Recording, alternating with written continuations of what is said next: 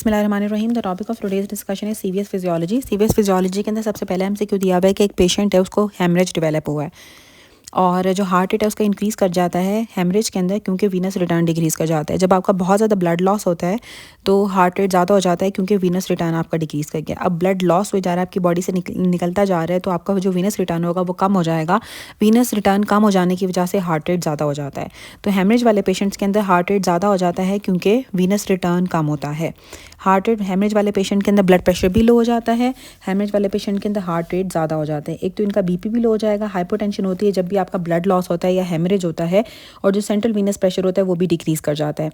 Haemorrhage वाले patients के अंदर सेंट्रल वीनस प्रेशर भी डिक्रीज़ कर जाता है और ब्लड प्रेशर भी डिक्रीज़ कर जाता है, हार्ट रेट इंक्रीज़ कर जाता है और वीनस रिटर्न डिक्रीज़ कर जाता है, जिसकी वजह से हार्ट रेट ज़्यादा हो रहा है। वीनस रिटर्न कम हो जाने की वजह से हार्ट रेट ज़्यादा हो जाता है हेमरेज वाले पेशेंट्स में। सेकेंड एमसीक्यू दिया हुआ था कि एक पेशेंट है उसका स्ट्रोक वॉल्यूम ज़्यादा हो रहा है। स्ट्रोक वॉल्यूम ज़्यादा हो रहा है लेकिन उसकी पेरिफेरल रेजिस्टेंस जो है ना वो अनचेंज्ड ही है और कैपेसिटेंस भी उसकी अनचेंज्ड है। ठीक है, जब पेरिफेरल रेजिस्टेंस आपकी चेंज नहीं होगी और स्ट्रोक वॉल्यूम ज़्यादा हो रहा है, स्ट्रोक वॉल्यूम सिर्फ ज़्यादा हो रहा है लेकिन पेरिफेरल रेजिस्टेंस चेंज नहीं हो रही है और ना ही उसकी कैपेसिटेंस चेंज हो रही है। पेरिफेरल रेजिस्टेंस भी चेंज नहीं हो रही है, कैपेसिटेंस भी चेंज नहीं हो रही है, सिर्फ और सिर्फ स्ट्रोक वॉल्यूम ज़्यादा हो रहा है। तो क्या होगा, उसका जो पल्स प्रेशर है वो इंक्रीज़ कर जाएगा और साथ आपका मीन आर्टीरियल प्रेशर भी ज़्यादा हो जाता है। जो मीन आर्टीरियल प्रेशर होता है ना वो cardiac output into total peripheral resistance होता है। अब स्ट्रोक वॉल्यूम ज़्यादा हो रहा है तो इसका मतलब है कि कार्डिक आउटपुट ज़्यादा हो रहा है। जब कार्डिक आउटपुट ज़्यादा होगा तो मीन आर्टीरियल प्रेशर भी ज़्यादा हो जाता है, लेकिन टोटल पेरिफेरल रेजिस्टेंस उसकी नॉर्मल थी और पल्स प्रेशर भी ज़्यादा हो जाएगा। पल्स प्रेशर का मतलब होता है कि पल्स प्रेशर जो होता है ना वो systolic pressure minus diastolic pressure होता है। नॉर्मल जो पल्स प्रेशर होता है वो 40 मिलीमीटर ऑफ मर्करी होता है। पल्स प्रेशर स्ट्रोक वॉल्यूम के डायरेक्टली प्रोपोर्शनल होता है और आर्टीरियल कंप्लायंस के इन्वर्सली प्रोपोर्शनल होता है। अब जो पल्स प्रेशर होता है ना, देखो सिस्टोलिक प्रेशर नॉर्मली 120 होता है, डायस्टोलिक प्रेशर नॉर्मली 80 होता है। तो 120 में से हम 80 को माइनस करते हैं तो 40 मिलीमीटर ऑफ मर्करी आ जाता है। तो pulse pressure 40 millimetre of mercury होता है। और stroke volume most important determinant है आपके पल्स प्रेशर का। जब कैपेसिटेंस डिक्रीज़ करती है, जैसे कि एजिंग प्रोसेस के अंदर पल्स प्रेशर ज़्यादा हो जाता है। अगर तो आपकी कैपेसिटेंस अनचेंज रहती है या डिक्रीज़ कर जाती है या पेरिफेरल रेजिस्टेंस अनचेंज रहती है और स्ट्रोक वॉल्यूम ज़्यादा होता है तो पल्स प्रेशर भी ज़्यादा हो जाता है, क्योंकि जो पल्स प्रेशर होता है वो स्ट्रोक वॉल्यूम के डायरेक्टली प्रोपोर्शनल है। तो जब भी स्ट्रोक वॉल्यूम ज़्यादा होगा तो कार्डिक आउटपुट ज़्यादा हो जाएगा। जब कार्डिक आउटपुट ज़्यादा होगा तो अल्टीमेटली मीन आर्टीरियल प्रेशर भी ज़्यादा हो जाएगा। मीन आर्टीरियल प्रेशर ज़्यादा होगा और साथ पल्स प्रेशर भी ज़्यादा हो जाता है, क्योंकि जो स्ट्रोक वॉल्यूम होता है वो डायरेक्टली प्रोपोर्शनल होता है पल्स प्रेशर के। और पल्स प्रेशर हमारा सिस्टोलिक माइनस डायस्टोलिक प्रेशर होता है, जिसमें आपका इसकी जो अमाउंट होती है 40 मिलीमीटर ऑफ मर्करी होती है। और सबसे हाईएस्ट पल्स प्रेशर जो होता है वो फेमरल आर्टरी के अंदर होता है। पल्स प्रेशर इंक्रीज़ कर जाता है जब मैक्सिमम रेजिस्टेंस होती है आर्टरीज़ के अंदर, और पल्स प्रेशर डिक्रीज़ कर जाता है जब सिस्टेमिक प्रेशर डिक्रीज़ करता है। पल्स प्रेशर डिक्रीज़ कर जाता है जब सिस्टेमिक प्रेशर डिक्रीज़ करता है। पल्स प्रेशर इंक्रीज़ कर जाता है जब मैक्सिमम रेजिस्टेंस होती है आर्टरीज़ के अंदर। फेमरल आर्टरी के अंदर पल्स प्रेशर मैक्सिमम होता है या हाईएस्ट होता है।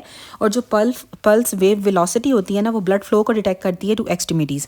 जो ब्लड फ्लो को डिटेक्ट करती है एक्सट्रीमिटीज़ से वो हमारी पल्स वेव वेलोसिटी होती है। जो मीन आर्टीरियल प्रेशर होता है ना वो 2/3 diastolic pressure plus 1/3 systolic pressure की इक्वल होता है। हम क्या करते हैं, डायस्टोलिक प्रेशर में 1/3 पल्स प्रेशर को अगर ऐड कर देंगे तो भी हमारा मीन आर्टीरियल प्रेशर आ जाता है। मतलब नॉर्मल हमारा डायस्टोलिक प्रेशर 80 होता है, पल्स प्रेशर का 1/3 लेंगे, पल्स प्रेशर 40 होता है, तो 40 divide by mean arterial pressure normally जो होता है ना वो 93.3 मिलीमीटर ऑफ मर्करी होता है। मीन आर्टीरियल प्रेशर जो होता है ना cardiac output into total peripheral resistance भी होता है। ये टिश्यूज़ के ब्लड फ्लो को मेंटेन करता है और जो मेन सर्कुलेटरी ड्राइव होती है वो भी मीन आर्टीरियल प्रेशर के थ्रू होती है। मीन आर्टीरियल प्रेशर एक तो मेन सर्कुलेटरी ड्राइव के कराता है, ये हमारे ब्लड फ्लो को टिश्यूज़ में मेंटेन करता है। 2/3 diastolic pressure plus 1/3 systolic pressure को हम मीन आर्टीरियल प्रेशर कहते हैं। या फिर हम डायस्टोलिक प्रेशर के अंदर 1/3 पल्स प्रेशर को ऐड कर लेंगे तो आपका मीन आर्टीरियल प्रेशर आ जाता है। और mean arterial pressure cardiac output into total peripheral resistance भी होता है। वेंट्रिकल मसल्स लेंथ शॉर्ट हो जाती है जब इंट्रा पेरिकार्डियल प्रेशर ज़्यादा हो जाता है। इंट्रा पेरिकार्डियल प्रेशर अगर ज़्यादा होगा तो वेंट्रिकल्स की जो लेंथ होती है वो शॉर्ट हो जाती है। वेंट्रिकल्स मसल्स की लेंथ शॉर्ट हो जाती है जब इंट्रा पेरिकार्डियल प्रेशर ज़्यादा हो जाता है। वेंट्रिकल्स की मसल लेंथ शॉर्ट हो जाती है जब इंट्रा पेरिकार्डियल प्रेशर ज़्यादा हो जाता है। माइट्रल स्टेनोसिस की जो डायग्नोसिस होती है वो हम ऐसे करते हैं कि इरेगुलर आरआर इंटरवल आता है। ईसीजी के ऊपर इरेगुलर आरआर इंटरवल आता है माइट्रल स्टेनोसिस के अंदर। कार्डिक साइकिल के अंदर जो फर्स्ट हार्ट साउंड होती है वो आइसोवॉल्यूमेट्रिक कॉन्ट्रैक्शन के अंदर प्रोड्यूस होती है। जब आइसोवॉल्यूमेट्रिक कॉन्ट्रैक्शन होती है तो फर्स्ट हार्ट साउंड प्रोड्यूस होती है, और जो आइसोवॉल्यूमेट्रिक रिलैक्सेशन होती है तो सेकंड हार्ट साउंड प्रोड्यूस होती है। जो फर्स्ट हार्ट साउंड होती है वो माइट्रल और ट्राइकस्पिड वाल्व के क्लोजर की वजह से प्रोड्यूस होती है। इसका ड्यूरेशन भी ज़्यादा होता है, फ्रीक्वेंसी इसकी कम होती है, इंटेंसिटी कम होती है और आइसोवॉल्यूमेट्रिक कॉन्ट्रैक्शन के अंदर प्रोड्यूस होती है। जो सेकंड हार्ट साउंड होती है वो एओर्टिक और पल्मोनरी वाल्व के क्लोजर की वजह से प्रोड्यूस होती है, या आइसोवॉल्यूमेट्रिक रिलैक्सेशन में प्रोड्यूस होती है। जब हम इंस्पायर करते हैं ना तो इसकी स्प्लिटिंग हो जाती है सेकंड हार्ट साउंड की, इसकी फ्रीक्वेंसी ज़्यादा होती है और इसकी ड्यूरेशन कम होती है। जो थर्ड हार्ट साउंड होती है वो रैपिड वेंट्रिकुलर फिलिंग के अंदर, माइट्रल रिगर्जिटेशन के अंदर, हार्ट फेलियर वाले पेशेंट्स के अंदर होती है। इसको गैलोप रिदम या फिर वेंट्रिकुलर रिदम भी कहते हैं। और लेफ्ट वेंट्रिकल की हाइपरट्रॉफी के अंदर भी थर्ड हार्ट साउंड मिलती है। रैपिड वेंट्रिकुलर फिलिंग के अंदर थर्ड हार्ट साउंड होगी। जो फोर्थ हार्ट साउंड होती है वो हाइपरट्रॉफिक ऑब्स्ट्रक्टिव कार्डियोमायोपैथी के अंदर हमें मिलती है। इसे एट्रियल क्लिक या एट्रियल गैलोप भी कहते हैं। और जो वेंट्रिकुलर फिलिंग होती है ना जब एट्रियल सिस्टोली के अंदर, तो फोर्थ हार्ट साउंड आती है। एट्रियल सिस्टोली के अंदर जब वेंट्रिकल्स की फिलिंग होगी तो फोर्थ हार्ट साउंड आएगी। जो फर्स्ट हार्ट साउंड थी वो आइसोवॉल्यूमेट्रिक कॉन्ट्रैक्शन के अंदर प्रोड्यूस होती है और इसका ड्यूरेशन ज़्यादा होता है। इसमें माइट्रल और ट्राइकस्पिड वाल्व के क्लोजर की वजह से प्रोड्यूस होती है। इसकी फ्रीक्वेंसी कम होती है, इंटेंसिटी कम होती है, लेकिन ड्यूरेशन ज़्यादा होती है। जो सेकंड हार्ट साउंड होती है वो आइसोवॉल्यूमेट्रिक रिलैक्सेशन के अंदर प्रोड्यूस होती है और इसमें एओर्टिक और पल्मोनरी वाल्व का क्लोजर होता है। इंस्पिरेशन पे इसकी स्प्लिटिंग होती है, फ्रीक्वेंसी इसकी ज़्यादा होती है, ड्यूरेशन इसकी जो होती है वो फर्स्ट हार्ट साउंड से कम होती है। जो थर्ड हार्ट साउंड थी उसमें रैपिड वेंट्रिकुलर फिलिंग होती है, हार्ट फेलियर वाले पेशेंट्स के अंदर या लेफ्ट वेंट्रिकल की हाइपरट्रॉफी वाले पेशेंट्स के अंदर माइट्रल रिगर्जिटेशन के अंदर थर्ड हार्ट साउंड होती है। इसको गैलोप रिदम या फिर वेंट्रिकुलर रिदम भी कहते हैं। जो फोर्थ हार्ट साउंड होती है वो हाइपरट्रॉफिक ऑब्स्ट्रक्टिव कार्डियोमायोपैथी के अंदर हमें मिलती है। एट्रियल क्लिक या फिर एट्रियल गैलोप इसे हम कहते हैं। वेंट्रिकुलर फिलिंग जब होती है एट्रियल सिस्टोली के दौरान तो फोर्थ हार्ट साउंड मिलती है। तो एट्रियल सिस्टोली में हमें फोर्थ हार्ट साउंड मिलती है। अब जो सेकंड हार्ट साउंड थी ना उसकी स्प्लिटिंग हो रही थी। जब आप इंस्पायर करते हो तो जो पल्मोनरी वाल्व होता है वो देर से क्लोज होता है जिसकी वजह से स्प्लिटिंग हो जाती है, या फिर एओर्टिक वाल्व जल्दी क्लोज हो जाता है जिसकी वजह से सेकंड हार्ट साउंड स्प्लिट कर जाती है। जो थर्ड हार्ट साउंड होती है ना वो एडल्ट्स के अंदर हमेशा एबनॉर्मल होती है और रैपिड वेंट्रिकुलर फिलिंग फेज के अंदर थर्ड हार्ट साउंड प्रोड्यूस होती है। प्रेगनेंसी के अंदर, बच्चों के अंदर, एथलीट्स में नॉर्मल होती है। हाइपर वॉलीमिया की वजह से थर्ड हार्ट साउंड प्रोड्यूस होती है। इस जब ब्लड तेज़ी से रश करता है वेंट्रिकल्स के अंदर तो थर्ड हार्ट साउंड प्रोड्यूस होती है। जो फर्स्ट हार्ट साउंड होती है ना ये एक तो वेंट्रिकुलर प्रेशर डिक्रीज़ कर जाता है तो फर्स्ट हार्ट साउंड प्रोड्यूस होगी।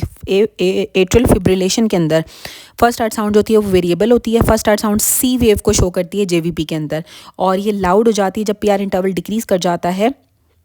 पीआर इंटरवल डिक्रीज़ करेगा तो फर्स्ट हार्ट साउंड लाउड हो जाती है। और क्यूआरएस कॉम्प्लेक्स के बाद हमें शो होती है ईसीजी के ऊपर। वेंट्रिकुलर प्रेशर डिक्रीज़ कर जाता है तो फर्स्ट हार्ट साउंड प्रोड्यूस होगी। एट्रियल फिब्रिलेशन के अंदर फर्स्ट हार्ट साउंड वेरिएबल हो जाती है। सी वेव को शो करती है जेवीपी के अंदर। क्यूआरएस कॉम्प्लेक्स के बाद हमें ईसीजी के ऊपर नजर आती है, लाउड हो जाती है जब पीआर इंटरवल डिक्रीज़ कर जाता है और आइसोवॉल्यूमेट्रिक कॉन्ट्रैक्शन के अंदर प्रोड्यूस होती है। जो मैक्सिमम प्रेशर डिसोसिएशन होती है ना वो आर्टीरियोल से कैपिलरी की जंक्शन के अंदर होती है। जो प्रेशर डिसोसिएशन है ना सबसे ज़्यादा तब होगी जब आर्टीरियोल से कैपिलरीज होती है ना, वहाँ पे जहाँ से आर्टीरियोल्स कैपिलरीज में चेंज हो रहे होते हैं। जो आर्टीरियोल्स और कैपिलरीज की जंक्शन होती है वहाँ पे मैक्सिमम प्रेशर की डिसोसिएशन होती है। प्लेट्यू जो होता है ना एक्शन पोटेंशियल के अंदर वो कैल्शियम के इनफ्लक्स की वजह से आता है। अब जो एक्शन पोटेंशियल होता है ना आपके हार्ट मसल्स का, उसके अंदर जो प्लेट्यू फेज आता है ना वो कैल्शियम के इनफ्लक्स की वजह से आता है। कैल्शियम अंदर जाएगा जिसकी वजह से प्लेट्यू फेज डेवलप हो जाता है। अब एक पेशेंट को हेमरेज डेवलप हुआ है तो हेमरेज के अंदर हमने पहले पढ़ा था कि हार्ट रेट ज़्यादा हो जाता है हेमरेज के अंदर क्योंकि वीनस रिटर्न डिक्रीज़ करता है, ब्लड प्रेशर लो हो जाता है और जो सेंट्रल वीनस प्रेशर होता है वो भी डिक्रीज़ कर जाता है। हेमरेज वाले पेशेंट पे हमेशा हार्ट रेट ज़्यादा हो जाएगा, टेकीकार्डिया हो जाएगा, ब्लड प्रेशर लो हो जाता है और सेंट्रल वीनस प्रेशर भी डिक्रीज़ कर जाता है। जो conducting system of the heart होता है वो सब एंडोकार्डियम के अंदर होता है। Conducting system of the heart सब एंडोकार्डियम के अंदर होता है। पीआर इंटरवल प्रोलॉन्ग कर जाता है फर्स्ट डिग्री हार्ट ब्लॉक के अंदर। जो आपकी पीआर इंटरवल की प्रोलॉन्गेशन हो जाती है 0.20 मिलीसेकंड से ज़्यादा हो जाता है PR interval first degree heart block के अंदर। बैरोरिसेप्टर से जो एफरेंट्स आती है ना वो ग्लॉसोफेरेंजियल नर्व से आती हैं। जो क्रेनियल नर्व 9 है ना ग्लॉसोफेरेंजियल नर्व वो बैरोरिसेप्टर्स तक एफरेंट्स लेके जाती है। टिश्यूज़ का जो ब्लड फ्लो मेंटेन होता है वो मीन आर्टीरियल प्रेशर से होता है। हमने पहले भी पढ़ा था कि जो मीन आर्टीरियल प्रेशर होता है वो cardiac output into total peripheral resistance होता है, या फिर हम डायस्टोलिक प्रेशर में से प्लब में ऐड कर देते हैं 1/3 पल्स प्रेशर को तो मीन आर्टीरियल प्रेशर आ जाता है। नॉर्मली हमारा 93.3 मिलीमीटर ऑफ मर्क्यूरी होता है और हमारे टिश्यूज़ के ब्लड फ्लो को मीन आर्टीरियल प्रेशर ही मेंटेन करता है। वेंट्रिकल्स होते हैं ना वो मैक्सिमली फिल होते हैं एट्रियल सिस्टोली के अंदर।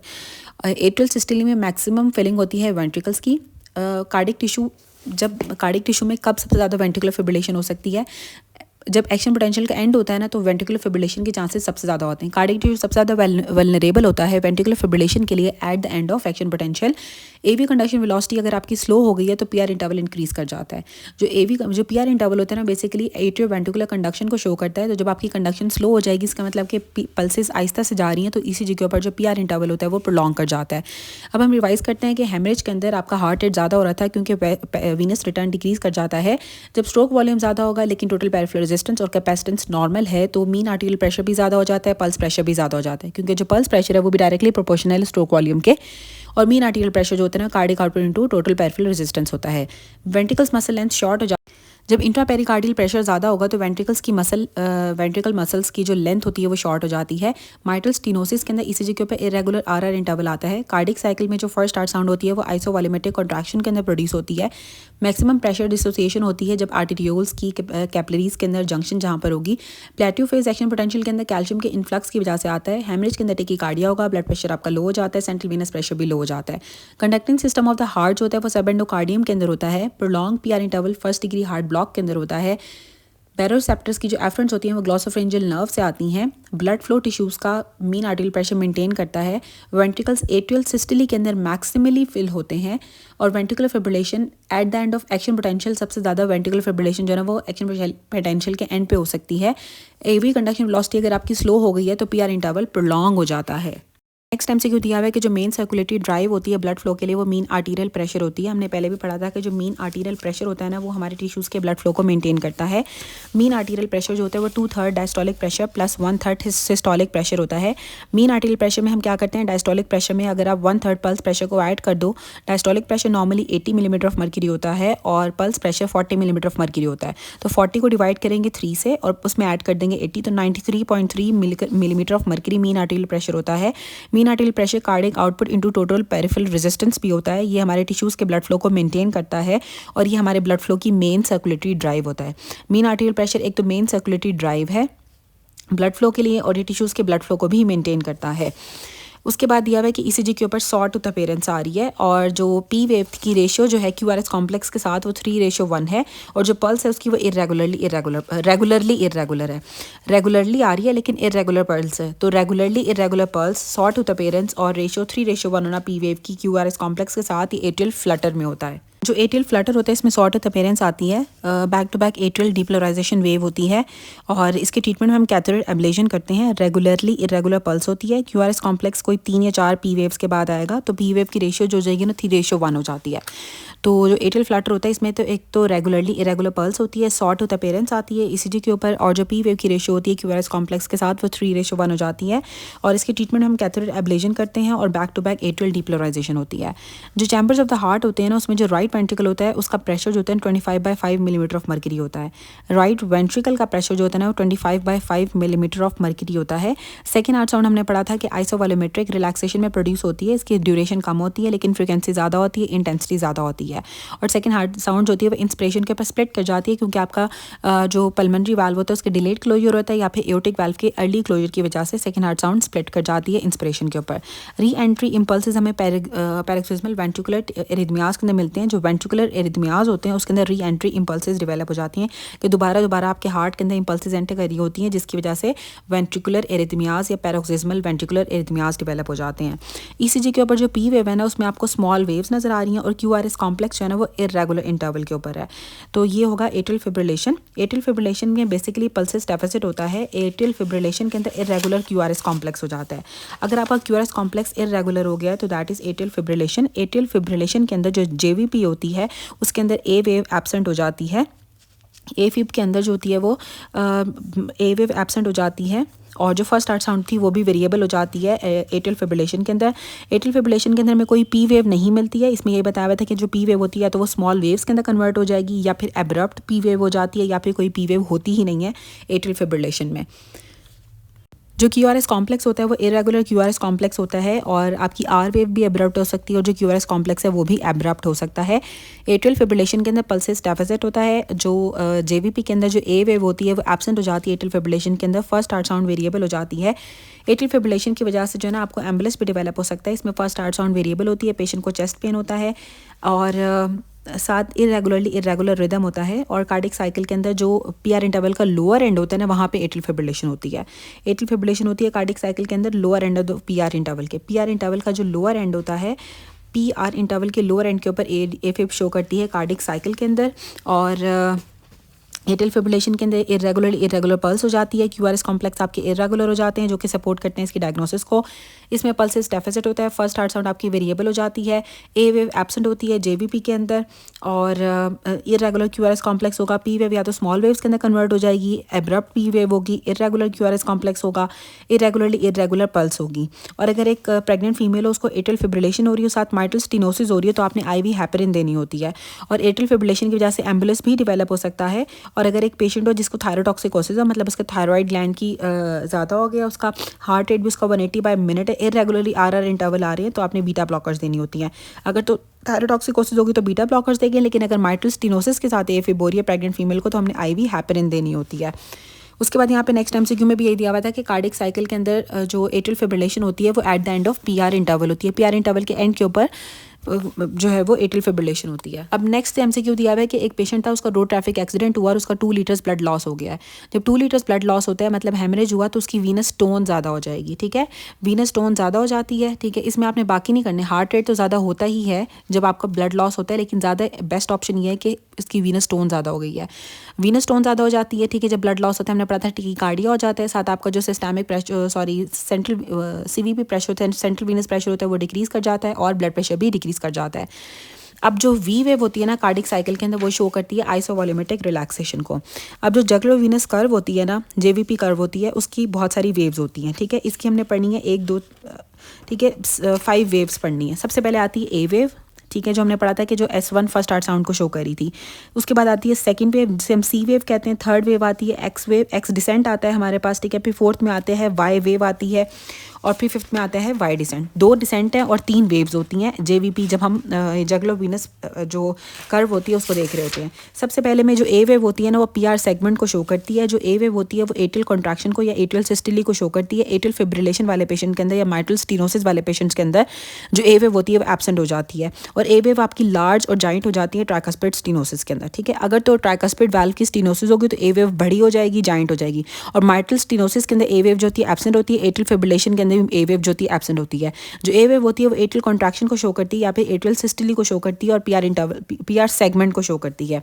अब जो सी वेव होती है ना, वो S1 को शो करती है। फर्स्ट हार्ट साउंड जो होती है ना, कॉरिस्पॉन्ड करती है सी वेव ऑफ द जगलोवीनस कर्व की। ये वेंट्रिकल्स की कॉन्ट्रैक्शन को शो करती है, राइट वेंट्रिकल कॉन्ट्रैक्शन को शो करेगी, और ट्राइकस्पिड वाल्व के क्लोजर को शो करती है, जो सी वेव होती है। उसके बाद आता है डिसेंट। ए वेव होगी, सी वेव होगी, अब एक्स डिसेंट आ जाएगा।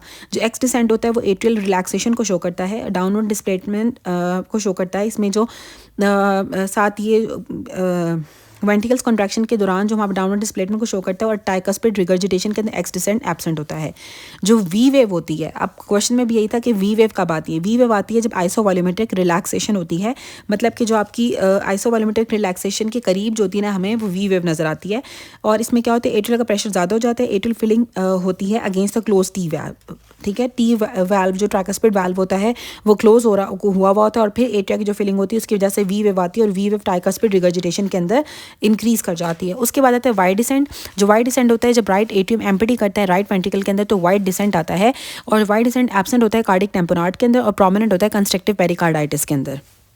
कंस्ट्रक्टिव पेरिकार्डाइटिस के अंदर वाई डिसेंट प्रोमिनेंट हो जाता है, और कार्डिक टेम्पोनार्ड के अंदर जो है वाई डिसेंट एब्सेंट होगा। कार्डिक टेम्पोनार्ड में एब्सेंट होता है, कंस्ट्रक्टिव पेरिकार्डाइटिस के अंदर वाई डिसेंट प्रोमिनेंट हो जाता है। जो वी वेव होती है वो आइसोवॉल्यूमेट्रिक रिलैक्सेशन के अंदर आ रही थी। जो सी वेव थी वो फर्स्ट हार्ट साउंड के अंदर आती है, और वेंट्रिकल्स की कॉन्ट्रैक्शन को शो करती है। आइसोवॉल्यूमेट्रिक कॉन्ट्रैक्शन के अंदर सी वेव आएगी, और रिलैक्सेशन के अंदर वी वेव आती है। और जो ए वेव थी वो ए से एट्रियल फिब्रिलेशन, और ए से ही ए वेव। ठीक है, तो एट्रियल फिब्रिलेशन के अंदर जो ए वेव होती है वो एब्सेंट होती है, ये एट्रियल कॉन्ट्रैक्शन को या फिर एट्रियल सिस्टोली को शो करती है। और ट्राइकस्पिड स्टेनोसिस के अंदर ये लार्ज हो जाती है, जाइंट हो जाती है, ए वेव, और माइट्रल स्टेनोसिस के अंदर एब्सेंट होती है।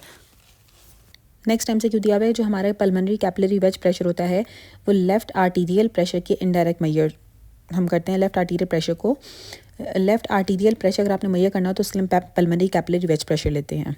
ठीक है, पल्मोनरी कैपिलरी वेज प्रेशर जो होता है वो हमें लेफ्ट आर्टीरियल प्रेशर के बारे में बताता है। जो कार्डिक इंडेक्स होता है ना, वो cardiac output to body surface area से रिलेटेड होता है।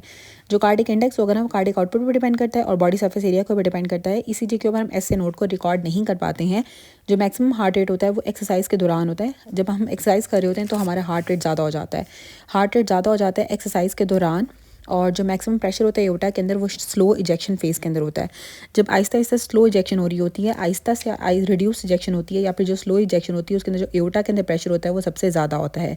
रिड्यूस इजेक्शन के अंदर या फिर स्लो इजेक्शन के अंदर प्रेशर सबसे ज़्यादा होता है एओर्टा के अंदर, और जो आइसोवॉल्यूमेट्रिक कॉन्ट्रैक्शन होती है उसके अंदर एओर्टिक प्रेशर मिनिमम होता है। और जो मैक्सिमम वेंट्रिकल्स के अंदर प्रेशर होता है ना वो रैपिड इजेक्शन के अंदर होता है। जब तेज़ी से इजेक्ट कर रहा होगा ब्लड तो वेंट्रिकल्स का प्रेशर ज़्यादा होता है, और जब स्लो इजेक्शन होती है या फिर रिड्यूस इजेक्शन होती है तो एओर्टा के अंदर प्रेशर ज़्यादा होता है। और जो वेंट्रिकल्स का प्रेशर मिनिमम होता है जब रैपिड फिलिंग होती है। जब फिलिंग होगी तो वेंट्रिकल्स के अंदर प्रेशर कम होगा, और जब इजेक्शन होगी तो वेंट्रिकल्स के अंदर प्रेशर ज़्यादा होगा। और जो एओर्टा का प्रेशर होता है वो मिनिमम होता है जब आइसोवॉल्यूमेट्रिक कॉन्ट्रैक्शन होती है। जब कॉन्ट्रैक्शन हो रही है तो एओर्टा का प्रेशर कम से कम होता है, और जब रिड्यूस वेंट्रिकुलर फिलिंग होती है तो एओर्टा के अंदर प्रेशर ज़्यादा स्लो इजेक्शन होती है या फिर रिड्यूस इजेक्शन होती है तो एओर्टा के अंदर प्रेशर ज़्यादा होता है। अब हम एक दफ़ा रिवाइज कर लेते हैं कि जो मेन सर्कुलेटरी ड्राइव होती है ना ब्लड फ्लो के लिए वो मीन आर्टीरियल प्रेशर होती है। और अगर आपको साउथ टू अपीयरेंस आ रही हो और पल्स रेगुलरली इरेगुलर हो तो एट्रियल फिब्रिलेशन होता है। चैम्बर्स ऑफ द हार्ट के जो राइट वेंट्रिकल होता है उसका जो प्रेशर होता है वो 25/5 मिलीमीटर ऑफ मर्क्यूरी होता है। सेकंड हार्ट साउंड जो होती है उसकी ड्यूरेशन कम होती है फर्स्ट हार्ट साउंड से। री एंट्री सर्किट्स बन जाते हैं पैरोक्सिस्मल वेंट्रिकुलर एरिथमियाज के अंदर। पी वेव अगर आपकी स्मॉल हो और क्यूआरएस कॉम्प्लेक्स इरेगुलर हो जाते हैं तो एट्रियल फिब्रिलेशन होती है। Atrial fibrillation eight the end of PR interval होती है। और अगर एक पेशेंट का 2 लीटर ब्लड लॉस होगा तो उसकी वीनस टोन इंक्रीज कर जाती है। वी वेव जो होती है वो आइसोवॉल्यूमेट्रिक रिलैक्सेशन के अंदर हमें नजर आती है।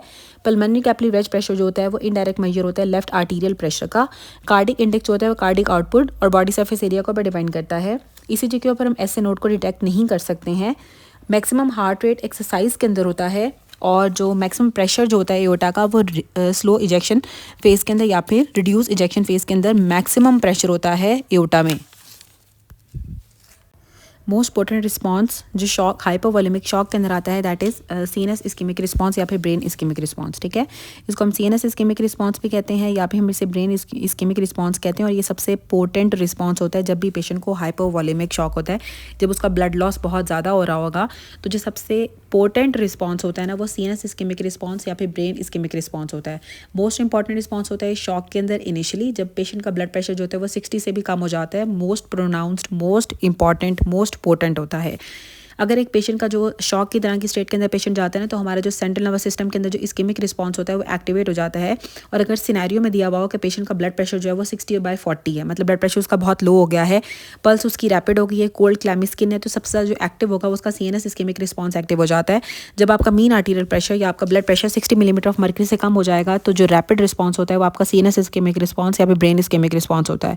ये मोस्ट पोटेंट रिस्पॉन्स होता है हाइपोवॉल्यूमिक शॉक वाले पेशेंट्स के अंदर। और अगर एक ऐसा पेशेंट है, अगर आपने कार्डिक आउटपुट को मेजर करना हो, कार्डिक आउटपुट को मेजर करने के लिए जो हम डाई यूज़ करते हैं वो दैट इज़ कार्डियोग्रीन। ठीक है, एक तो ग्रीन कलर का होता है और कार्डिक आउटपुट को मेजर करना है तो कार्डिक। ठीक है, तो कार्डियोग्रीन हम डाई को यूज़ करते हैं कार्डिक आउटपुट को मेजर करने के लिए। जो पल्स वेव वेलोसिटी होती है इससे हम blood flow to the extremity को डिटेक्ट करते हैं। जो पल्स वेव वेलोसिटी होती है ना हमारी एक्सट्रीमिटीज़ के ब्लड फ्लो को बताती है। ठीक है, हमारी एक्सट्रीमिटीज़ के अंदर कितना ब्लड फ्लो जा रहा है वो पल्स वेव वेलोसिटी बताती है। बैरो रिसेप्टर्स होते हैं वो आर्टीरियल ब्लड प्रेशर के चेंज को हमारी आर्टरीज के अंदर आर्टीरियल ब्लड प्रेशर कितना चेंज हो रहा है ये बैरो रिसेप्टर्स बताते हैं। रिसेप्टर थे वो आपके आर्टीरियल ब्लड प्रेशर के चेंज को डिटेक्ट करते हैं। जो बैरो रिसेप्टर्स होते हैं ना वो एक्टिवेट हो जाते हैं जब आपका आर्टीरियल प्रेशर ज़्यादा होता है, और जब आर्टीरियल प्रेशर के अंदर चेंज आएगा तो आर्टीरियल प्रेशर के चेंज को बैरो रिसेप्टर डिटेक्ट करते हैं। आर्टीरियल प्रेशर जो बैरो रिसेप्टर का मेन फंक्शन होता है ना कि हमारी मीन आर्टीरियल प्रेशर को मेंटेन करते हैं। मीन आर्टीरियल प्रेशर क्या था हमारा, इसमें था कि आप डायस्टोलिक प्रेशर में ऐड कर देते हो 1/3 पल्स प्रेशर को। डायस्टोलिक प्रेशर के अंदर जो 1/3 पल्स प्रेशर को ऐड करते हैं इसको हम कहते हैं मीन आर्टीरियल प्रेशर, या फिर 2/3 डायस्टोलिक प्रेशर के अंदर 1/3 सिस्टोलिक प्रेशर को ऐड करोगे तो मीन आर्टीरियल प्रेशर आता है। जो मीन आर्टीरियल प्रेशर होता है ना वो हमारे blood flow to the tissues को भी मेंटेन कर रहा होता है, और ये मेन सर्कुलेटरी ड्राइव होती है ब्लड फ्लो के लिए। अब जो बैरो रिसेप्टर्स थे ना ये शॉर्ट टर्म हमारे ब्लड प्रेशर की रेगुलेशन कराते हैं, और बैरो रिसेप्टर की फायरिंग डिक्रीज़ कर जाती है, या फायरिंग जो होती है बैरो रिसेप्टर से वो कम हो जाती है जब हार्ट रेट ज़्यादा होता है और ऑर्थोस्टैटिक हाइपरटेंशन होगी और रिफ्लेक्स की कार्डिया होगा। ठीक है। रैपिड मेथड होता है इंक्रीज, अगर आपने किसी पेशेंट का ब्लड प्रेशर बहुत ज़्यादा हुआ और आपने रैपिडली अगर ब्लड प्रेशर को लो करना हो तो रैपिड मेथड जो होता है वो बायोरिसेप्टर्स होते हैं। फास्टेस्ट वे होती है जिससे हम मीन आर्टेरियल प्रेशर को कंट्रोल करते हैं, या फिर फास्टेस्ट वे होती है जिससे हम ब्लड प्रेशर को कंट्रोल करते हैं, दैट इज़ बायोरिसेप्टर्स। बायोरिसेप्टर्स बहुत तेज़ी से ब्लड प्रेशर को कंट्रोल करते हैं। बायोरिसेप्टर आपके आर्टेरियल प्रेशर के चेंज को डिटेक्ट करते हैं। बायोरिसेप्टर्स जो होते हैं ना, ये हमारे मीन आर्टेरियल प्रेशर को मेनटेन करते हैं। बैरोसेप्टर्स लार्ज आर्टरीज के एडवेंटिशिया के अंदर प्रेजेंट होते हैं, और जो मोस्ट क्विक या मोस्ट इंपॉर्टेंट या जो फर्स्ट रिस्पॉन्स होता है ना एक्यूट ब्लड लॉस का या स्वेयर हेमरेज के अंदर, वो भी बैरोसेप्टर से आता है। ठीक है। और बैरोसेप्टर की एफरेंस जो थी वो क्रेनियल नाइम या ग्रोसोफिंजियल नर्व से आ रही थी, और बैरोसेप्टर्स की वजह से आपकी वेन्स की कंप्लाइंस कम हो जाती है, और जो बैरोसेप्टर्स होते हैं वो आपके मीन आर्टेरियल प्रेशर को रेगुलेट करते हैं। अब इन्होंने arterial pressure, blood pressure change को डिटेक्ट करना होता है। अगर तो राइट आर्टीरियल प्रेशर इंक्रीज़ कर गया है, राइट एट्रियल प्रेशर मतलब राइट एट्रियम का प्रेशर अगर ज़्यादा हो जाएगा तो हार्ट रेट भी ज़्यादा हो जाता है। नेक्स्ट 35 MCQ भी हम स्किप करते हैं, उसको हम बाद में करेंगे। उसके बाद जो QRS कॉम्प्लेक्स होता है ECG के ऊपर वेंट्रिकुलर की डीपोलराइजेशन को शो करता है। अब जो ECG होती है ना, ECG के अंदर जो QRS कॉम्प्लेक्स हमें मिलता है, QRS कॉम्प्लेक्स वेंट्रिकल्स की डीपोलराइजेशन को शो करता है। ठीक है। जब वेंट्रिकुलर्स डीपोलराइज हो रहे हैं तो हमें ECG के ऊपर एज अ QRS कॉम्प्लेक्स के तौर पर नज़र आते हैं। अब ECG में सबसे पहले जो P वेव होती है वो एट्रिया की डीपोलराइजेशन को शो करती है। P वेव जो होती है एट्रिया की डीपोलराइजेशन को शो करती है। उसके बाद आता है PR सेगमेंट। जो PR सेगमेंट होता है ना, सेगमेंट्स के अंदर कोई भी वेव नहीं होती है।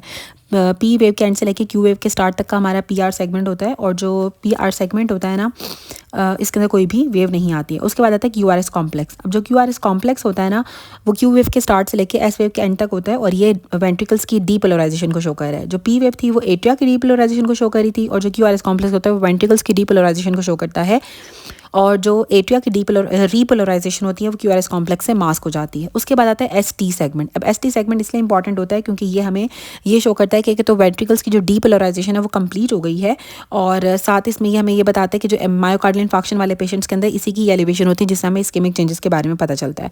अब ST सेगमेंट के बाद T वेव आती है। जो T वेव होती है वेंट्रिकल्स की रीपोलराइजेशन को शो करती है, और कुछ कुछ पेशेंट्स के अंदर हमें U वेव भी मिलती है, और U वेव जो होती है वेंट्रिकल हमारे परकिंजे सिस्टम की और पैपिलरी मसल्स की डिलेड रीपोलराइजेशन को शो करती है। अब P वेव जो होती है ना, जो हमारी एट्रिया की डीपोलराइजेशन को शो करी थी, वो एब्सेंट होती है। लेकिन अगर आपका QRS कॉम्प्लेक्स नॉर्मल हो तो पेस मेकर, इसका मतलब है कि आपका AV नोड के अंदर था। एट्रियोवेंट्रिकुलर नोड के अंदर जब पेस मेकर होता है तो P वेव एब्सेंट हो जाती है, और QRS कॉम्प्लेक्स जो होता है वो नॉर्मल होता है। एब्सेंट P वेव जो होती है वो नोडल रिदम्स के अंदर होती है, जब आपका पेस मेकर AV नोड के अंदर होता है, या फिर एट्रियल सिस्टली हमें ECG के ऊपर नज़र नहीं आती है, तो भी आपकी P वेव एब्सेंट हो जाएगी। अब जो PR सेगमेंट था ना, वो आपके JVP के एक A वेव के साथ कॉरिस्पॉन्ड करता है, और ये शो करता है कि PR सेगमेंट बताता है कि एट्रिया की डीपोलराइजेशन हो गई है और वेंट्रिकल की डीपोलराइजेशन होना स्टार्ट हुई है। और जो PR इंटरवल होता है, अब जो PR इंटरवल है ना, इंटरवल्स के अंदर हमारे पास वेव आती है, P वेव भी आती है, और स्टार्ट ऑफ Q वेव तक जो है ना PR इंटरवल होता है।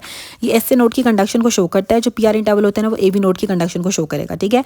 तो एट्रियो वेंट्रिकुलर नोड कंडक्शन को शो करता है, और ये बताता है कितना टाइम लगा कि एट्रिया डीपोलराइज हुए और फिर वेंट्रिकुलर की डीपोलराइजेशन स्टार्ट हुई। जब AV नोडल डिले होता है ना, तो PR इंटरवल आपका प्रोलॉन्ग कर जाता है। जब AV कंडक्शन वेलोसिटी कम हो जाती है, मतलब एट्रिया से वेंट्रिकल्स के अंदर का कंडक्शन कम हो रही है, तो फिर PR इंटरवल आपका ज़्यादा हो जाएगा। AV नोडल डिले के अंदर PR इंटरवल ज़्यादा हो जाता है, और PR इंटरवल ज़्यादा हो जाता है जब पैरासिम्पैथेटिक स्टिमुलेशन होती है, या फिर हार्ट के ऊपर वेगल इफेक्ट होगा। Vagal effect of the heart के अंदर या पैरासिम्पैथेटिक स्टिमुलेशन के अंदर भी PR इंटरवल इंक्रीज कर जाता है। बंडल ऑफ हिस को राइट कॉरोनरी आर्टरी सप्लाई करती है। जब हम डीपली इंस्पायर करते हैं ना, तो पल्मोनरी वैस्कुलेचर की कंप्लाइंस ज़्यादा हो जाती है। डीप इंस्पिरेशन के ऊपर कार्डिक आउटपुट डिक्रीज कर जाता है। जब आप तेज़ी से गहरा सांस लेते हो तो कार्डिक आउटपुट कम हो जाता है। वीनस रिटर्न जो होता है वो ज़्यादा हो जाता है। वीनस रिटर्न ज़्यादा हो जाता है, कार्डिक आउटपुट कम हो जाता है, और जो S2 होती है वो स्प्लिट कर जाती है। हमने पढ़ा था कि इंस्पिरेशन के ऊपर आपके S2 स्प्लिट कर जाती है, क्योंकि डिलेड क्लोजर होता है पल्मोनरी वाल्व का, और पल्मोनरी कंप्लाइंस ज़्यादा हो जाती है डीप इंस्पिरेशन के ऊपर। जो C वेव थी वो फर्स्ट हार्ट साउंड को भी शो करती है, और ट्राइकस्पिड वाल्व के क्लोजर को भी शो करती है। C वेव जो होती है वो ट्राइकस्पिड वाल्व के क्लोजर को शो करती है, और साथ फर्स्ट हार्ट साउंड को भी शो करती है। कार्डिक आउटपुट बहुत ज़्यादा इंक्रीज़ कर जाता है जब आप एक्सरसाइज करते हो। एक्सरसाइज के अंदर भी कार्डिक आउटपुट ज़्यादा हो जाता है, और एक्सरसाइज के अंदर हार्ट रेट भी आपका मैक्सिमम हार्ट रेट होता है। हार्ट रेट भी इंक्रीज़ कर जाएगा, और साथ इसमें कार्डिक आउटपुट भी इंक्रीज़ कर जाता है एक्सरसाइज के दौरान। अब एक पेशेंट था, उसको मायोकार्डियल इंफार्क्शन हुआ और 48 आवर्स के बाद उसकी डेथ हो गई। उसके बाद इरेगुलर लो वोल्टेज हमें पल्सेस नज़र आ रही हैं, तो ECG के ऊपर तो री एंट्री इम्पल्सेस होंगी, जिसकी वजह से इरेगुलर लो वोल्टेज हमें नज़र आ रहा है ECG के ऊपर। जो मीन सिस्टमिक फिलिंग प्रेशर होता है वो कार्डिक वीनस रिटर्न के ऊपर डिपेंड करता है, ठीक है। वीनस रिटर्न हमें सिस्टमिक फिलिंग प्रेशर के बारे में बताता है। अब इसे रिवाइज कर लेते हैं। जो मोस्ट इंपॉर्टेंट हाइपोवोलेमिक शॉक का रिस्पांस होता है ना, that is brain ischemic response. Brain ischemic response यहाँ पे सीएनएस इस्केमिक रिस्पांस होता है।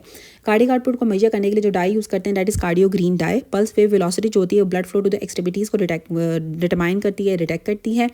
बैरोरिसेप्टर डिटेक्ट करते हैं जब भी आपका चेंज होता है आर्टीरियल ब्लड प्रेशर के अंदर। राइट एट्रिया का प्रेशर इंक्रीज कर जाता है तो हार्ट रेट भी ज़्यादा हो जाएगा।